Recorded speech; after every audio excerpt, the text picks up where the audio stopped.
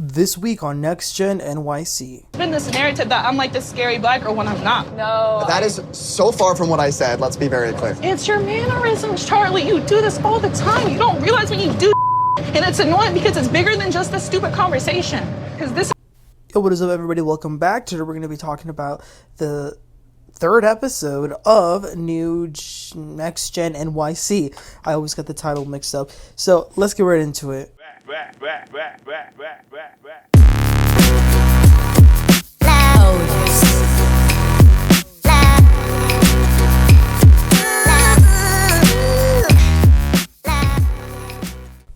Alright, so you guys, I did watch the first two episodes. I didn't recap it because I wanted to get a feel on the show to see if it was even worth recapping. And I'm going to be honest, I saw both episodes and enjoyed them. So I said, you know what, we're going to start recapping this show as well, starting now going forward. So we started this episode with Ariana narrating how her time in New York City is going. And listen, I've said this before, New York City is not for the weak. I'm from Texas, Dallas to be exact, and I can never, ever do New York. They could give me a free apartment and everything provided, all expenses. I just couldn't do it. Too many people, the street, the trash they show, the rats, the pigeons. I can't. I'm sorry, I can't. But props to those who live there. Also, I gotta say, when it comes to Ariana, I never really watched that show, Don't Be Tardy for the Party. Obviously, we know of Kim Zolciak through the Real Housewives of Atlanta. When I heard that one of Kim's daughters was going to be on this show, I assumed, this is bad, but I assumed, that this was going to be a very stuck-up, a bratty, rude girl. And I was very mistaken. I was very surprised on seeing how kind she actually is. Maybe I was confusing her for her sister. Maybe that's what it was. Or I don't know. Maybe, I was judging her before I really got to know her. But then again, it's Kim Zolciak's daughter. So, can you blame me? But no, honestly, I really do like Ariana. She seems like a very sweet girl. Okay, so the night before, that Charlie dude, who we're going to get into, so he was really rude to Ariana and her boyfriend for no reason. Like, he had just met them. He just wanted an issue because they literally came in. They said hi. They were nice. They were cordial. So now Georgia is having an event and she's inviting everyone. Charlie is telling her not to invite Ariana, but she will. So Ava goes over to Charlie's place. She wasn't there at the hangout that happened the other night where Ariana and Charlie got into it. So Charlie is telling her what happened. And of course he's saying it in his weird one-sided way. And he says, oh yeah, and Hudson, he wanted to fight me. And Ava asks, well, would you have fought him? And here go Charlie trying to act all tough. Oh yeah, for sure. I've also got to say, I have a lot of respect for Hudson, Ariana's boyfriend. As they said on the first episode, they've known each other since they were kids. And, I like that the other night he checked Charlie. And no, he didn't beat his ass, but like he said in the episode last week, I'm not going to let him sue me with his daddy's money. Because Hudson's got that money too. He's got that Zaxby's money, okay? Alright, so then we see Brooks, and he's with his dad, Seth Marks. So Brooks shares that he actually has a boyfriend now. I was like, oh, good for Brooks. He met him at the Sundance Festival when he was with his mom. Brooks says he's incredible, but he lives between Austin, Texas, and LA, California. So it's a little bit of a long distance relationship, although he does sometimes go to New York to see Brooks. Seth, listen, I've always said this, and I've always thought this. Seth is a little weird. So he asks Brooks, how's your sex life? And Brooks says, that's not something I need to talk to my dad about. Seth asks, do you talk to your mom about it? And Brooks says, yes. So Seth says that he wants to be a mother. And Brooks is like, what do you mean you want to be a mother? But Seth means that he wants his kids to feel comfortable saying everything they say to their mom to say to him. And I get that. But Seth, asking things like, what's your body count? That's kind of crazy. So Brooks then fills his dad in on the whole Chloe and Charlie drama, how Brooks felt that Charlie was disrespectful when he was talking about his sister Chloe. Seth says, oh, well, that's who I was at that age. Brooks says, that's who you were at that age? And Seth's like, yeah, when you're 16 years old, I was immature too. And Brooks is like, Charlie's 29. And there was like a silence. Seth says that he appreciates and relates to immature comments. And he tries to give the excuse that Charlie didn't have a good relationship with his dad, so he doesn't know how to speak to women. Listen, and I'm not saying that like Seth should go fight Charlie or anything, like that would be a little extra, but to just be like, oh, ha ha ha, that's so funny, yeah, it's so relatable. I don't know. So then we head over to New Jersey. We see Gia and Teresa. Listen, I've heard a lot of people ask, like, why is Gia on the show? She doesn't even live in New York City. But I'm with Gia. If she gets to live in this huge, beautiful house where she doesn't have to pay rent, then why move out? She's going to have to move out eventually, obviously, when, she gets older and gets married or whatever. But why rush? Especially with the economy right now? No. So Gia tells Teresa that she's having everyone over for a pool party.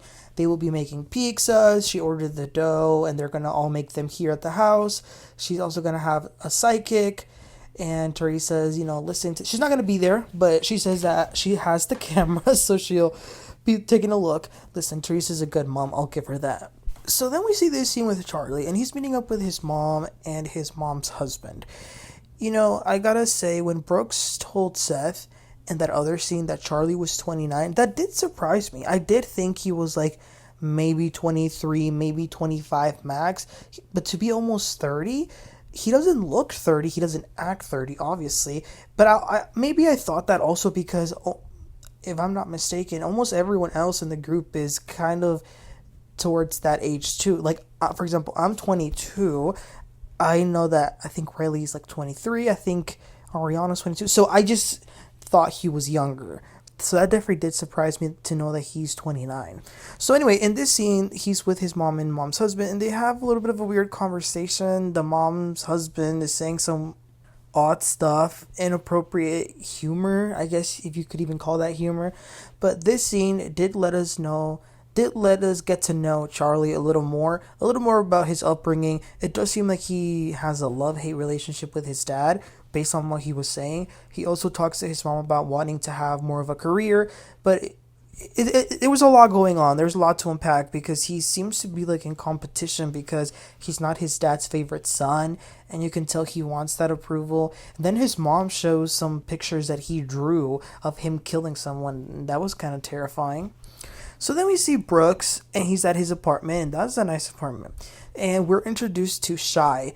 We did get to see him a little bit, but this is like actually us getting to know who he is. So Shai, he's an agent assistant. He was introduced to the group through Dylan.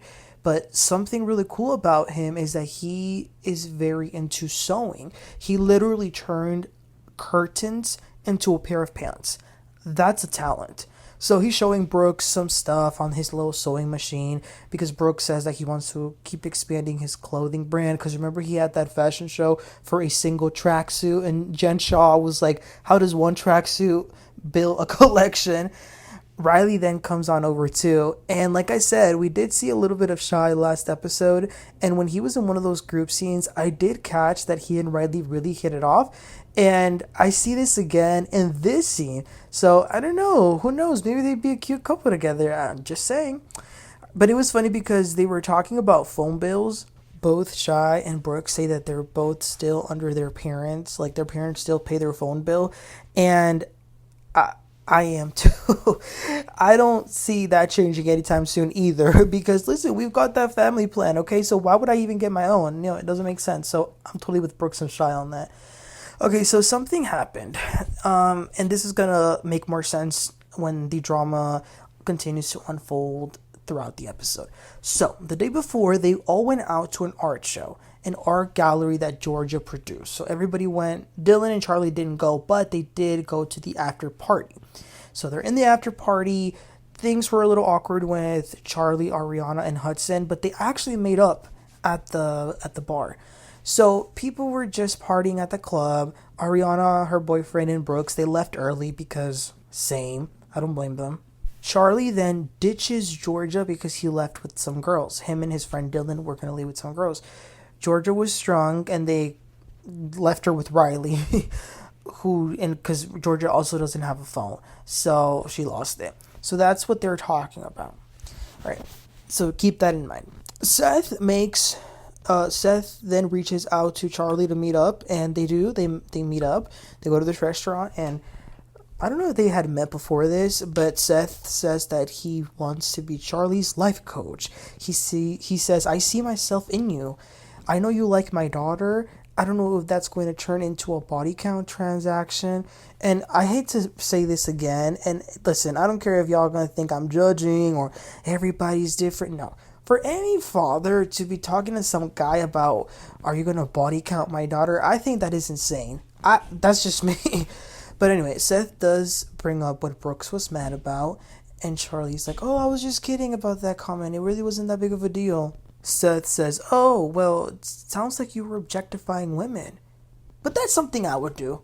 Seth then gets to know him a little better, though. He does ask him, like, where did he go to school? Where did he go for grad school? And then when he is told all of this, Seth says to him, "I'm proud of you. Does your dad say that he's proud of you?" And Charlie's like, no, we don't really ever have conversations that would make him say that. Charlie then tells him that he had a very bad hangover from the night before because he was hanging out with his friend Dylan, who was also his roommate. And Seth asks, who is more active, you or him? Again, another weird question. And Charlie says, "Oh, I don't know, maybe him because he's bisexual." And Seth's like, "Oh, that's what I'm trying to get to. Don't tell my wife." And I was like, okay, yeah, Seth is definitely bisexual too. Very clearly. But yeah, that was that scene. And don't get me wrong, I don't dislike Seth. I just think he's a little creepy, that's all. Alright, so it's a new day. The entire group meets up in a Sprinter van. Chloe's there as well. She's so pretty. Ariana came with her dogs. And she also came with laundry because Gia told her that she offered her house to do Ariana's laundry. And listen, that's a friend. So they're at the van. They're on their way to New Jersey for Gia's party. And they were like, let's play a game. Who's more likely to? So the first question is, who's most likely to ditch the club? So obviously they brought this up because they then talk about what Charlie did the other day. Him ditching his friends at the club to go with some girls. But Charlie's like very defensive, and he's like, "No, I didn't ditch y'all. I told y'all I was leaving." So that's where like Riley was like, "No, you did not tell us." And Charlie's like, "Yeah, I did tell you. You were mad at the girl who we left with. You went up to her and asked her why they were leaving with us."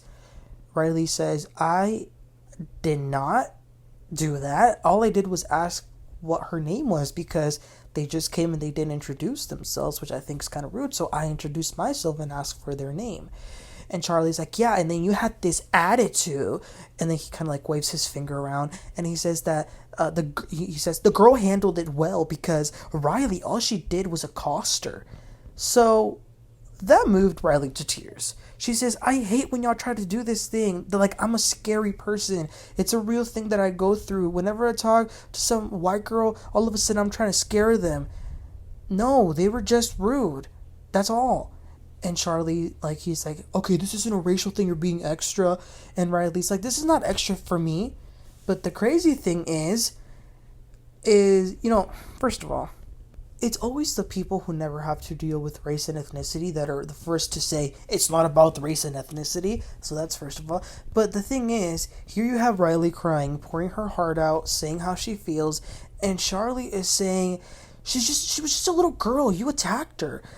And I didn't feel like no one really checked Charlie as they shut up. Ava spoke up a little bit, which I appreciate, but not enough, in my opinion. Charlie just says when they got to Teresa's house, she's just like, "Okay, sorry." But you could tell he kind of just wanted to brush it under the rug. So they arrived to Gia's house.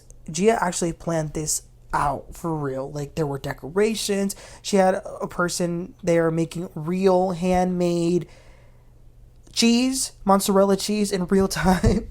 Gorgeous backyard. So once they're there and they start, getting some drinks, stuff like that, Riley steps to the side to call Candy. And she tells her mom everything. Basically someone who I considered a friend just microaggressed me. After Candy hears all this, she says, I don't think that's cool. He shouldn't have done that. If it was one of the white girls, he wouldn't have done that. It frustrates me to hear that because as a black woman, you are the minority, and that's okay. You've learned to make friends with people from all walks of life, which I love. And I also know that you're not afraid to speak up for yourself. And if this is going to be his first lesson, then let him learn. And listen, when you hear Candy's voice start to like crack a little, you know she's upset, okay? But I loved listening to Candy give her this advice. So after this, Candy and not Candy, Riley and Charlie actually talk, and he says, I want to apologize again. I don't want to offend you. I don't want to like you to get offended because I was imitating you. And Riley's like, okay, but my thing is, if I tell you something has a racial background for me, then just listen to me. Listen to my perspective. So he's like, okay. So then they all kind of are just having some fun. They're going inside the pool, making pizzas, jumping on the trampoline. Teresa calls in, and of course Teresa would be the one to ask, are you going to put the pizzas in the oven? And Gia's like, yes, that's how we eat pizzas after we've put them in the oven. So everyone's sort of hanging out, and then Georgia is talking to Charlie, and she says, oh, so did you apologize? And this shouldn't come as a surprise, but he says, yeah, I apologize, but I didn't mean it. Wow, he actually, it's one thing for you to apologize and not mean it, but for you to apologize, not mean it, and then like brag about not meaning it, that is ridiculous. That is like insane. And I was like, wow, poor Riley here is thinking that he meant it. So then Georgia goes and tells this to Ava. Ava then goes to Riley and says, hey, Charlie just is telling people that he didn't actually mean his apology. She then offers to talk to him, and Riley says, yes, I think you should, because I do think he views you differently than me. So Charlie sits next to them. He's like, is everything okay? And Riley says, I just heard that you didn't believe what you said. And he's like, yeah, but isn't that what you want? And Riley's like, okay, we're good. So she gets up and leaves, and he's like, do you mean that? And I was like, how are you going to ask someone if they mean it when you just said you meant something but you actually didn't? What? But Ava is trying to talk to him, trying to tell him why he's wrong. But the second he's like cornered, he runs, saying like, I'm calling an Uber. I'm leaving. Okay, fine. And that was the end of the episode. Listen, this was a triggering episode for sure. I really did feel bad for Riley. I felt bad that, no one really stuck up for her as I feel like she needed in that moment. And this Charlie guy, I mean, how tone deaf and ignorant can you be? Listen, I'm so thankful that through my time in elementary school, middle school, and high school, I was surrounded by people of different backgrounds and that were like my background, and that really, really helped me.